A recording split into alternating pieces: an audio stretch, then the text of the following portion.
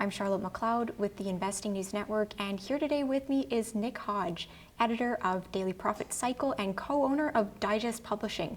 Thank you so much for joining me in person today at VRIC. Great to see you. It's fantastic to be here, Charlotte. Thanks for having me back on. Yeah, very excited to talk with you today. And where I want to start is with your talk that you're going to be giving later during this event. So the title is, and I'm going to read it out so that I get it correct, Macro Bear Hungry for Golden Lollipop with Uranium Center. I love this title. It's one of the more interesting ones that I've seen. Can you tell me briefly, what does it mean? Sure. I'll deal with the macro bear in a second, but a couple of years ago I wrote a newsletter that ended with we were approaching a gold bull market that might even have a uranium center, and that has almost come to pass. We've had a gold bull market that ran to record prices recently and has now pulled back, and then we had a uranium market follow on the heels of that has now pulled back, and I'm sure we'll talk about both those things. So the macro bear relates to the broader macro market. I mean, so far in 2022, you've had bearish, if not crash, tendencies in multiple asset classes. The NASDAQ in bear territory down more than 20%, S&P down nearly 15% for the year. Crypto's entirely crashing, Bitcoin down more than 50% from its highs. And some cryptocurrencies going to money heaven. You had Luna crash to zero recently. You've also have bonds off to their worst start in more than 30 years with interest rates going up amid a Fed hiking cycle. So there's plenty to talk about. There's going to be a bear market if it hasn't already metastasized, and there's going to be a recession as well, given that the yield curve inverted a couple of months ago and given that we've already had 1 quarter of negative GDP growth in the US. Yeah, let's touch on recession a little bit more, because that's one of the key questions that I'm asking people here. Is that where we're headed toward? It sounds like for you, the answer is yes. What does the path forward look like? You might be there already. You're comparing GDP numbers from 2021 that were themselves being compared to lockdown numbers in 2020. So 2021 numbers looked very good because they were being compared to people locked in their homes. And commensurately, 2022 doesn't look good stacked next to 2021 because people weren't locked in their homes last year. And now we actually have to grow the economy, and it is in fact not growing. I mean, look at the supply chain, look at the labor shortages that we're facing, look at the prices that consumers are facing. And, so you're very much headed into a recession, like I say, if you're not there already. The classic definition of a recession is 2 consecutive quarters of negative GDP growth, and you've had one already. We're smack dab in the middle of the second quarter. That's some of the macro bear that I'll talk about. The Atlanta Fed says we're gonna have positive GDP growth in Q2, but they also said we were going to have positive GDP growth in Q1, and they were in fact wrong. So gold in a recession scenario, what do we see there? Because I know people have been disappointed in its performance. Yeah, gold does well after recessions, typically. Think back to 2008 and 2009, and when gold ran to record prices then. It was in 2011 and 12, and you're just coming off gold back near record prices over $2,000 an ounce. So what happens when you have a stock market that's down 20% to start the year is that it doesn't say, okay, gold stocks, you're not going down, just everything else is going down. That's not how it works. Everything gets sold down.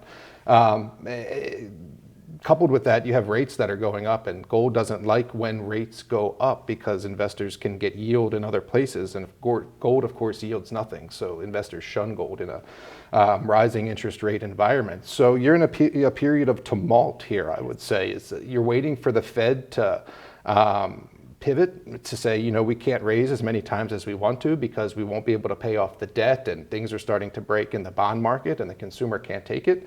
And I think at that point you'll have a gold that takes off in earnest. The other thing I'd say is that gold hasn't done as bad as everyone thinks or perceives. The gold price is still flat for the year. Started the year just above 1,800 and sits right there today. So if you can hold something that doesn't go down when everything else is down 20%, you are in fact winning. Yeah, I think people do tend to forget, we were not so long ago above 2,000. As you said, we're not far from where we started the year. I wondered if we could talk a little bit more about the Fed, because it does seem like, as you said, we're waiting for them to decide they can't go any further. So what do you think the path forward looks like? That's above my pay grade, and that's external factors that I don't control. What I think it looks like is a bit of hubris from the Fed, thinking it can hike into a slowdown cycle. Mr. Powell thinking that he's Paul Volcker all of a sudden, that he can raise rates like they did then.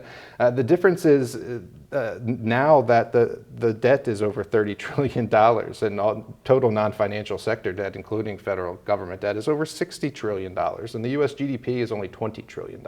So you can't continually hike because things will start to break in the bond market. And you haven't seen that in the US Treasury market yet, but you have seen that in the junk yield, the junk bond market, and certainly in Europe. An important point is that the US is not the world. If you look at German bond yields, they're still lower than US, and in fact negative real yields when you factor in inflation. So the answer to your question is we either need to get back to growth for gold to go up, or the Fed needs to pivot. And I don't know when there's enough pain for the Fed to pivot, because we're in a sort of a different regime now. Before it was a Fed put, buy the dip in stocks, and now there's no Fed put and it's sell the rip in stocks. So we've just entered that paradigm shift, and people are still a little foggy-eyed. Yeah, okay, so we've got an idea now of what's going on with gold. I want to move over to uranium, which is a market that we've talked about for years. I think at this point we've talked pretty frequently about catalysts for the market. So we've seen it take off since last year. Right now we're in a bit of a pullback. How would you characterize the market? Last time you and I talked about uranium, you reminded me, we said that it was going to be fits and starts, and that's sort of how commodities, and certainly small niches of the commodity market are, like uranium is. It's a very tiny market. And so you had uranium prices run up over $60 a pound. They've pulled back now to just under $50 a pound. So that is volatile, but it's not negative for the year. Uranium prices are still up for the year. Sort of a similar sentiment with gold, in that when everything gets sold down, uranium gets sold down as well. What I would say is that it's probably healthy for the sector. The uranium equities certainly got overbought. I mean, they ran too high too fast, and if you look at a chart compared to 2007 uranium bull market, they're correcting like they did then. The other thing you have is a long-term bull case for uranium that's not going anywhere. So on the back side of this growth slowing, earnings contracting, I think you get back to a commodities bull market. And another point on gold, and then we can maybe dive into some specific questions, is that the market is growing, and it's gaining outside attention. So you've got sort of Democrats on board now, environmentalists on board now, and venture capitalists on board now, even talking as much as like Mark Andreessen and Bill Gates investing in small nuclear power. So another sort of paradigm shift there in uranium, and that it's becoming more mainstream, and a healthy consolidation, I would say. I told you, if uranium goes in fits and starts, and trees don't grow to the sky, right? So if you can get a healthy pullback, consolidate to around $45 or $50 a pound, you can get uranium moving back up. I would say that, you know, even uranium at $60 a pound, you probably well know, doesn't cover the marginal cost of production for most of the uranium producers in the world. So while uranium has got a lot of headlines in 2022, it's still got to go to $75 to really have a meaningful impact on the producers.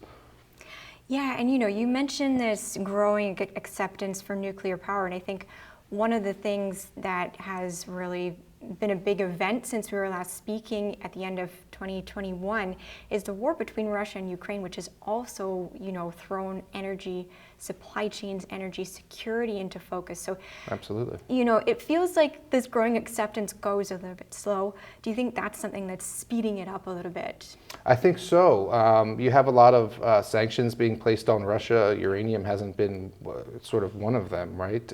They've got such a stranglehold on it that you can't sanction them because your lights will go out. And so it's shown a very bright spotlight on the oil and natural gas market. You mentioned energy. That's one of the few sectors that's up for the year. Well, uranium's energy as well, and Germany is fast realizing that they would rather rely on nuclear than on Russian natural gas. And in the Western world, it's very consequential, because it's not just, you know, Russia, but it's Russia-controlled states, right? Like Kazakhstan, we obviously have to talk about when we talk about uranium, as world's 40% supply of uranium comes from there. And so the U.S., I think, is feeling it. You've got a Biden administration who has called out uranium and critical metals, saying we need to invest in this sector. And if I could equate it to rare earths for a second, the U.S. has sort of exported all the expertise in uranium, just like they did in rare earths. So all the knowledge base, all the engineers, all the people that know how to extract and refine rare earths, that's all in China. Similarly, the expertise in uranium we've exported to Russia and Russia-controlled states, and we're starting to realize that probably wasn't the smartest decision. Right, and when it comes to uranium and Russia, one of the things that I've been learning recently is about its role in enrichment and conversion. I didn't know too much about that, but I guess Russia is a really big player there. So I wondered if you could talk about that and how that's also impacting the market. It's sort of the same. I think I might have jumped the gun on the answer to the question with the rare earths. Is that yes, the expertise and the capacity is there. If you look at even milling capacity, for example, there's only I think 3 mills in the southwestern United States, and we're not really refining and enriching. In fact, the U.S. is down to nearly zero production of uranium, and it has the world's largest nuclear fleet. And so I think you're going to get some of that reinvestment in the sector, the same as you're starting to see with rare earths and some of the attention that's been given to Mountain Pass in California. I think you'll start to see that in the U.S. There's companies that have started to talk about increasing milling capacity, bringing new projects online. And that will all unfold in time, I think. But I do think we're at the nascent stages of a uranium renaissance in the U.S., not just as it relates to nuclear power, but as it relates to securing our domestic supply like we did with oil some 15 years ago. And, when I talk to people about uranium, a lot of the time they'll bring up, the one factor that's missing before we see things really take off.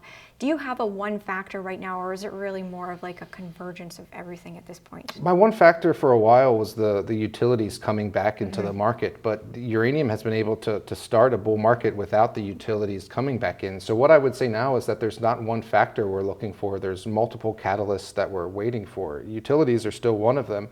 And another thing I think you're going to see is cash flows, right? It's already been a speculative sector. Nobody was contracting and producing uranium. As people start to contract at higher prices, as the Denisons and the Camecos of the world start to generate more consistent cash flows that the market can understand because they're contracting at higher prices, then I think you'll see bigger players come in. And that's really the answer to your question, is the uranium market is so small now that the BlackRocks and the Goldmans don't play in the market. But once there's contracted cash flows that are out on a longer time horizon that Wall Street can sink its teeth into, and the sector grows in general. You've got another ETF now that's just bought the North Shores ETF. And so more capital is coming into the sector, and I think you get to a point where the quote-unquote large players, the Wall Street banks, no longer ignore the sector, and that money starts to come in. And that can be a real game changer for people who were in early, just because the uranium sector is so small, and a little bit of capital coming in can move the needle in a big way. Yeah, and just as we come to the end here, so uranium has a very loyal group of followers, but at the same time, when we see these pullbacks like we're in now, it seems like people will kind of quickly despair a little bit and think that it's over. Where are you seeing in terms of stocks the opportunities right now? Because I believe that there still are, places to get in. Yeah, I mean, personally, I bought a little bit of, I just worked on the value chain, Denison a couple of weeks ago. I mean, when you have big companies, and it's the same with gold, that have just taken 15 or 20% haircuts, you don't have to go to the risky end of the spectrum because you can get good deals in the producers. So I would start there with the Denisons and the Camecos of the world. I don't mind owning an ETF, especially that Sprott ETF, URNM, because you get exposure to both parts of the market. They own physical uranium pounds, as well as equities of the explorers and producers. So sort of like the gold market, where gold is holding up and uranium prices are holding up, you can get that exposure to the physical side of the commodity, or the currency, if I have to say that for gold, while waiting to maybe increase your exposure to the individual equities until we get a reascension. I can mention a couple more names, sure. Encore Uranium just took out a company that I funded in its infancy, really. They bought a Zarga Uranium, and that has one of the best undeveloped in situ assets in the U.S. It's in South Dakota. They're fast becoming one of the go-to names in U.S. uranium. And then after that, I would probably mention Sky Harbor as an explorer, which has a really strong foothold in the Athabasca Basin. They have a flagship project of their own, and they've partnered with many other companies to explore other uranium assets in the Athabasca Basin. So that's sort of top to bottom, a couple of names to look at. Yeah, that's a nice range of companies that people can look at.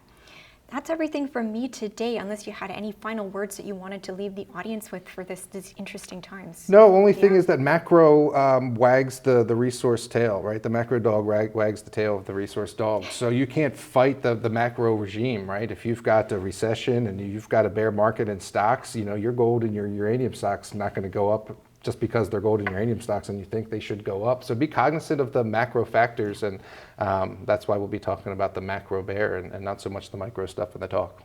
Yeah, okay, we'll hope to be able to check that out. I think they're going to be online afterwards so people could see it if they're not here.